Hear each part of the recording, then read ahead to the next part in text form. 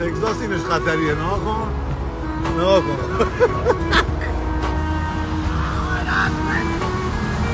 با این جر و بحث بکنی همینو میکشه میزنه خوار آدمو میداد دیگه. همینقدر خطرناکه. اینی گفتم تفنگ رو نشون بده. من تو خونه خودم 50 تا تفنگ دارم. این نگه تفنگ من نمیارم. من اعصابم ضعیفم. راه خودم نمیارم.